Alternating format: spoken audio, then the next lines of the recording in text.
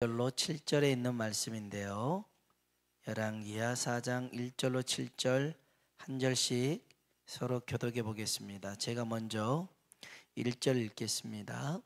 선지자의 제자들의 아내 중에 한 여인이 엘리사에게 부르짖어 이르되 당신의 종 나의 남편이 이미 죽었는데 당신의 종이 여호와를 경외한 줄은 당신이 아시는 바니이다. 이제 빚준 사람이 와서 나의 두 아이를 데려가 그의 종을 삼고자 하나이다 하니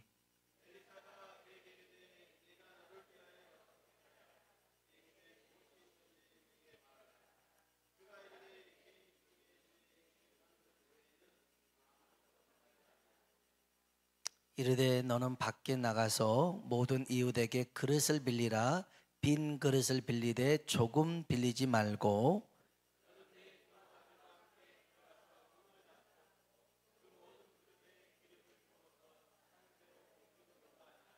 여인이 물러가서 그의 두 아들과 함께 문을 닫은 후에 그들은 그릇을 그에게로 가져오고 그는 부었더니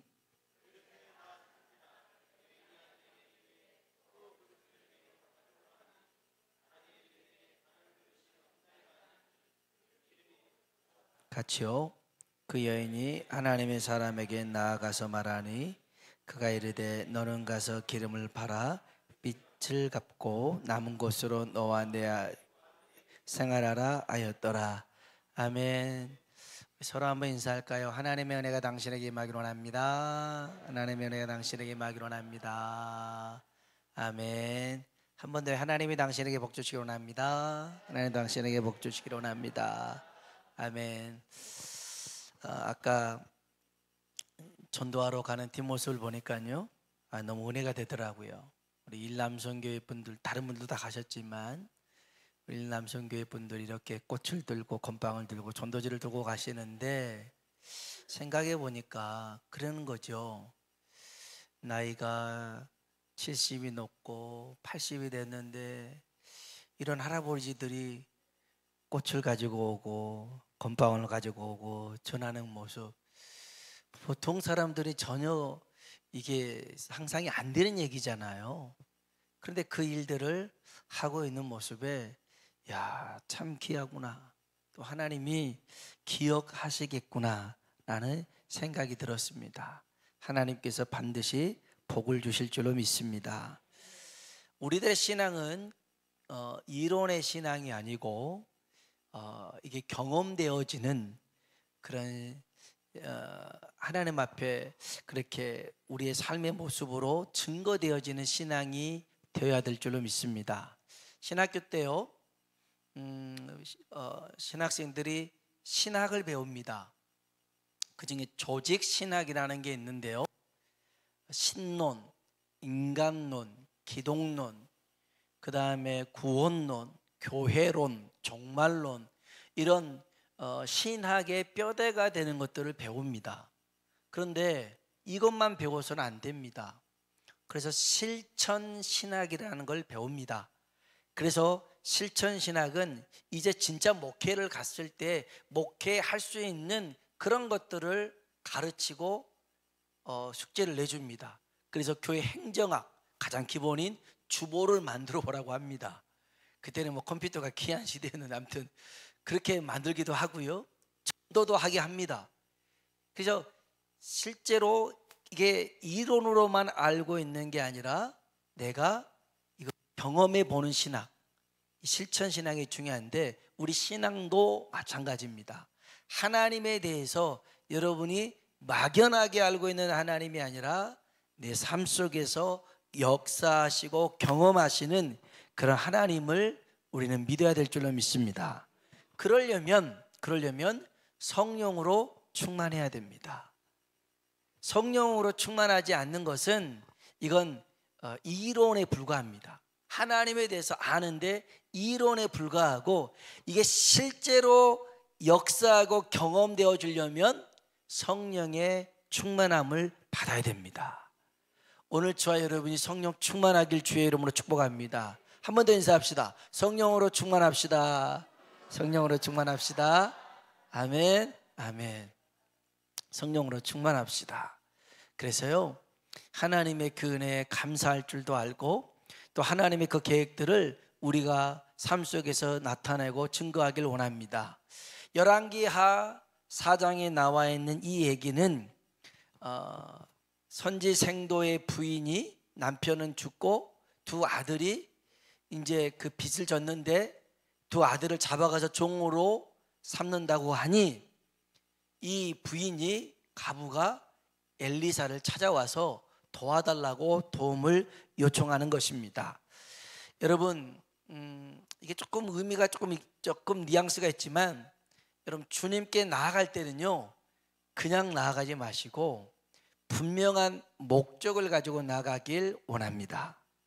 물론 이런 주님께 나아갈 때 목적만 가지고 나아가고 그게 아니면 안 나가는 그런 게 아니지만 성경에 보니까 맹인이요 주님 앞에 나아갔을 때, 그리고 벙어리가 주님 앞에 나아갔을 때, 귀신 들린 아이의 부모가 주님 앞에 나아갔을 때 주님 사인 하나 해주세요, 주님 얼굴 보고 싶어서 왔어요, 그게 아니었어요. 내 아이의 병을 고쳐주세요, 하나님 내가 보기를 원합니다, 예수님 내가 보기를 원합니다. 이런 분명한 목적이 있었죠.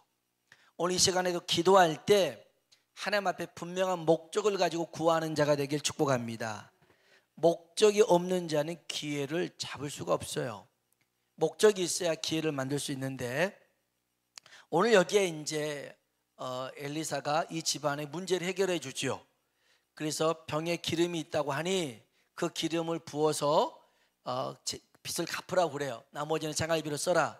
이 기름을 비유적으로 보면 성경의 기름은 성령을 의미하기도 합니다.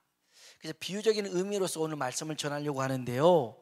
자, 이 성령이 우리 가운데 충만케 되기 위해서는 오늘 이 말씀 속에서 찾아보려고 합니다. 3절을 봅시다. 3절 읽어볼까요? 이르되 너는 밖에 나가서 모든 이웃에게 그릇을 빌리라. 빈 그릇을 빌리되 조금 빌리지 말고. 아멘. 병에 기름이 하나밖에 없는데 그릇을 빌려오라는 것입니다. 자, 그릇을 왜 빌려오라고 했을까요? 이 여인에게 부족한 건 뭘까요? 물론 돈이 부족하죠. 돈이 부족해서 지금 이런 일이 있는데, 이 집에 지금 그릇이 많았더라 그릇 빌려오라고 했겠어요? 아니요. 그릇이 부족한 겁니다. 빈 그릇을 준비하되 많이 준비해야 됩니다. 많이 준비해야 돼요.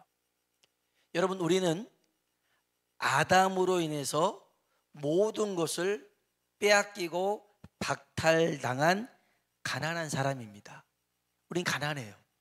영적으로 가난합니다. 그 부요함을 빼앗겼어요.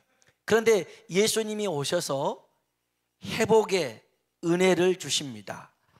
하나님과의 관계를 다시 십자가로 회복시켰습니다. 그리고 우리에게 뭘 주셨냐? 성령을 주신 줄로 믿습니다. 예수님이 우리에게 보내시는 성령은 우리 안에 거하시는데, 어떻게 거할 수 있냐면 우리 안에 빈 공간이 있어야 됩니다. 빈 공간이 없으면 성령님이 우리 안에 채워질 수가 없습니다. 그래서 저와 여러분은 빈 공간을 많이 만들어야 됩니다. 비워내야 됩니다. 비워내요.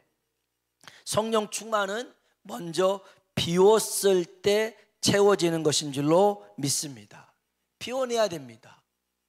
빈 그릇을 많이 준비하듯이 오늘 우리 안에도 빈 공간을 많이 만들어야 되는데, 자꾸만 이 세상의 것들을 막 집어넣기 바빠요. 가득 차 있어요. 그러니 성령님이 거할 수 있는 공간이 없더라는 것입니다. 육신의 정욕으로, 안목의 정욕으로, 이성의 자랑으로 가득 채워 있어요. 여러분, 성령 충만함을 받으려면 따라합시다. 먼저 비워야 한다. 아멘. 먼저 비워야 됩니다. 그래야 채워지게 될 줄로 믿습니다. 비워야 됩니다. 여러분, 여러분이 의지하고 있는 것들이 얼마나 허망한지 몰라요. 오전 예배 때도 얘기했지만 우리가 의지할 분은 하나님밖에 없는 줄로 믿습니다. 아니, 그렇게 얘기하면서도 결국에서는 또 다른 걸 의지하려고 하는 것들이 우리 안에 있어요. 어떤 사람이 산에 올라갔다가 밤중에 한급히 내려오는데 갑자기 굴러 떨어졌대요.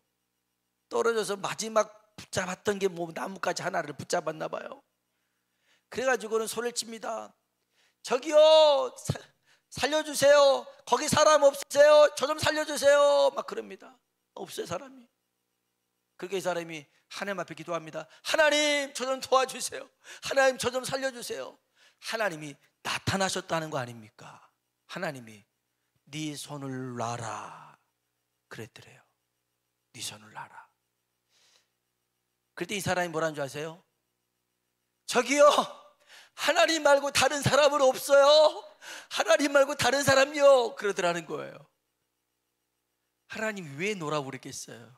사실 놔봤자 그 밑에 바닥이 1m도 안 되는 바닥이었거든요. 근데 이렇게 보니까 낭떠러침처럼 보여서 붙잡고 있는데 하나님이 놔. 별거 아니야. 나도 살아. 그런데 이거 너무 죽을 것 같다고 붙잡아요. 하나님 놓으라고 하니까 하나님 말고요 다른 것 없냐고 그래요. 우리가 그래요.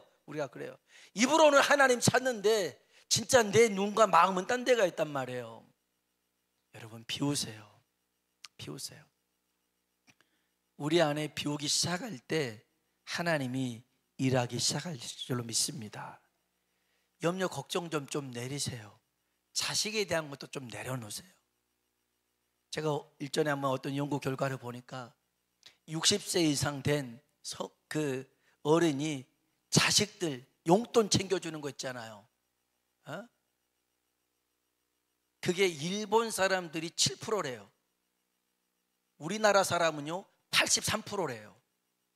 다 결혼한 자식들, 결혼했어도 다 챙겨주는 거예요. 왜 그렇게 살아요? 그러면서 염려, 근심, 걱정은 다 하고 있어요. 아니요, 그러지 마세요. 여러분, 내 안에 근심에 쌓여져 있는 공간도 오늘 다 내려놓길 주의 이름으로 축복합니다. 뭘 그리 이게 좋다고 근심도 2겹으로 걱정도 3겹으로 쌓아놓고 이런 거 잔뜩 쌓아놓냔 말이에요. 주님이 삐집고 들어갈 틈이 없어요. 빈 그릇을 빌려오래요. 많이 빌려오래요. 빈 공간을 만드래요. 많이 만드래요. 그러면 성령님이 채워지실 줄로 믿습니다. 두 번째요, 이 집에 어떻게 기름이 채워졌냐면 4절 볼까요? 4절 읽어봅시다.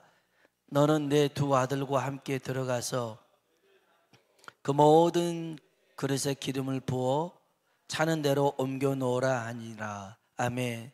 너는 내 2 아들과 함께 들어가서 뭘 닫으래요? 문을 닫으래요. 문 닫아야 돼요.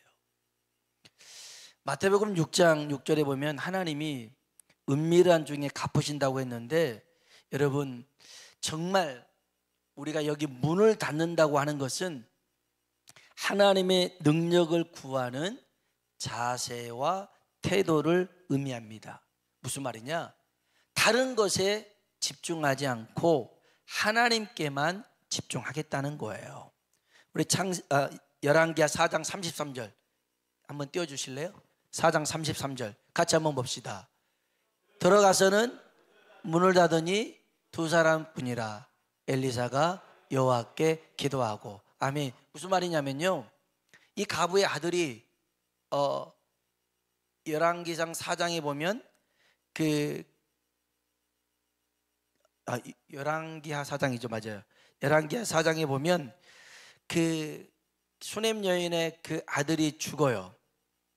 그래가지고 이 엘리사가 쫓아가요. 그리고 엘리사가 가서 그 아이 위에 포개어서 기도해서 이 아이를 살려내는데, 중요한 건 들어가서 문을 닫아요. 문을 열고 하지 않았어요. 문을 닫고 합니다. 그것은 집중하기 위해서 그런 거예요. 예수님이 그 해당장했던 야이로의 딸, 12살 먹은 딸이 죽었을 때 그 집에 가보니까 이미 초상이 장례가 치러졌어요. 예수님이 그래요. 이 아이가 죽은 게 아니라 잔다라고 그래요. 사람들이 비웃었어요.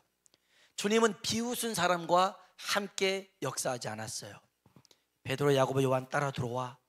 그리고 그 부모와 이 세 명의 제자들과 함께 거기서 이 아이를 위해서 기도하고, 소녀야 일어나라, 달리다굼 하니까 아이가 일어나게 된 줄로 믿습니다. 중요한 것은요, 하나님께 집중하는 것입니다. 성령님도 마찬가지입니다. 우리가 성령님께 집중할 때에 성령님이 우리 가운데 충만히 임하실 줄로 믿습니다. 열왕기하 20장에 보면 히스기야가요, 이사야를 통해서 너 죽을 거야, 이런 선고를 받습니다. 그때 히스기야가 했던 행동이 있어요. 한번 볼까요? 자, 열왕기하 20장 1절 3절 천천히 읽어봅시다. 그때 히스기야가 병들어 죽게 되었음에 선지자 이사야가 그에게 나와서 그에게 이르되 여호와의 말씀이 너는 집을 정리하라, 내가 죽고 살지 못하리라 하셨나이다.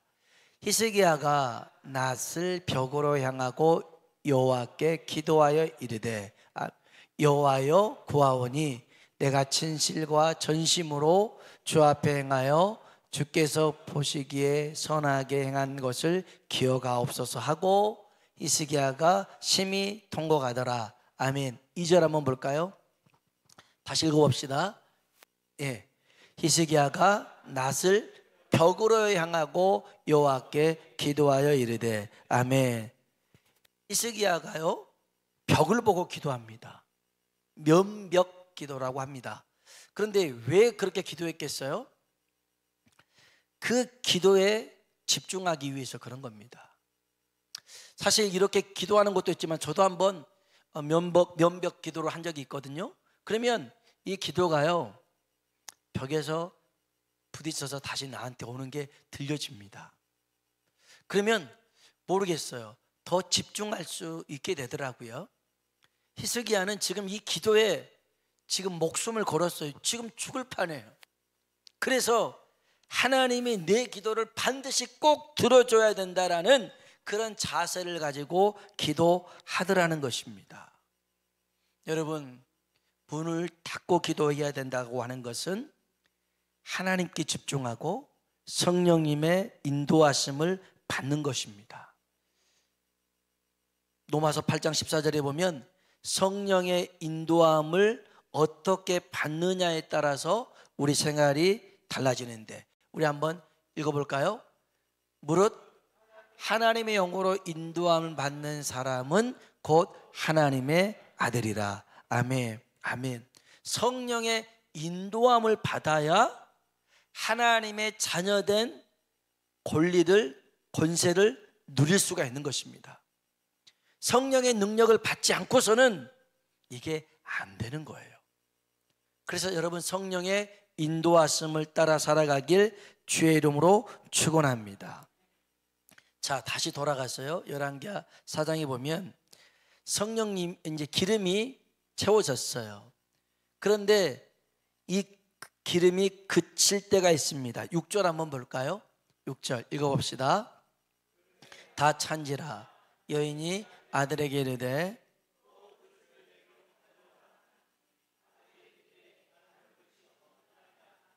기름이 곧 그쳤더라. 아멘. 빈 그릇이 없을 때 기름이 그쳤습니다. 이 말은 무슨 말이냐면, 우리가 충만하고 난 다음에 그 충만함을 계속 유지할 수는 없습니다. 이게 또 비워집니다. 그럴 때 다시 채워줘야 됩니다. 여러분, 성령 충만함은 한 번으로 끝나서는 안 됩니다. 여러분의 기도 응답이 1년에 한두 번이 되어서는 안 됩니다. 매 순간순간 여러분이 기도하는 기도마다 응답되어지길 주의 이름으로 축복합니다. 이게 충만입니다. 한 번으로 끝나는 것은 충만이 아닙니다. 그것은 밥을 먹더라도 한 번에 잔뜩 먹은 것을 폭식이라고 합니다. 폭식하면 안 돼요.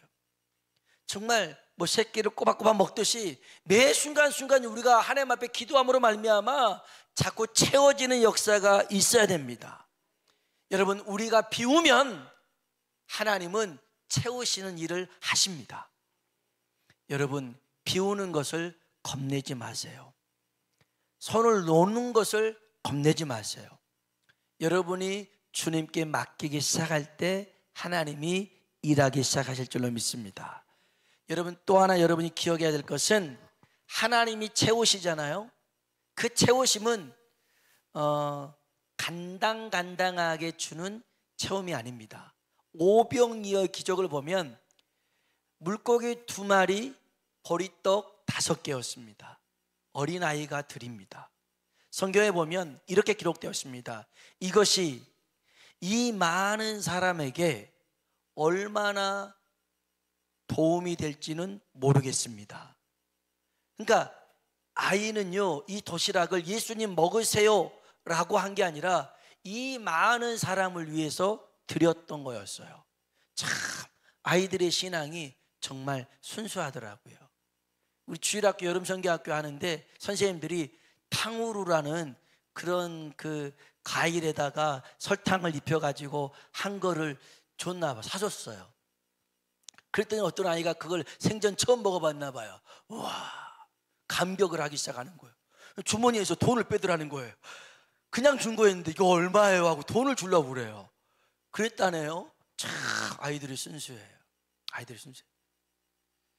여러분, 오늘 하나님께서 우리들에게 역사하실 때는요, 그냥 차고 넘치도록 주신 하나님인 줄 믿습니다. 그래서 이 오병이어의 기적은요, 남자만 5,000명, 여자아이 포함하면 10,000명이 넘습니다. 다 배불리 먹었습니다. 그리고 12광주리를 거뒀습니다. 보리떡 5개, 물고기 2마리가 다 먹고도 남겼습니다. 하나님의 역사는 그렇습니다. 하나님은 우리에게 풍족하게 주시는 하나님인 줄로 믿습니다. 빌립보서 4장 19절 혹시 있나요? 같이 한번 여기 마지막으로 우리 기도합시다. 읽어봅시다. 나의 하나님이 영광 가운데 그 풍성한 대로, 아멘, 아멘 합시다. 아멘, 아멘입니다. 나의 하나님이 그리스도 예수 안에서 영광 가운데 그 풍성한 대로 너희 모든 쓸 것을 채우시리라. 아멘. 하나님이 채우시는데 풍성하게 채우실 줄로 믿습니다. 그런 은혜가 저와 여러분에게 임하길 주의 이름으로 축원합니다. 우리 우물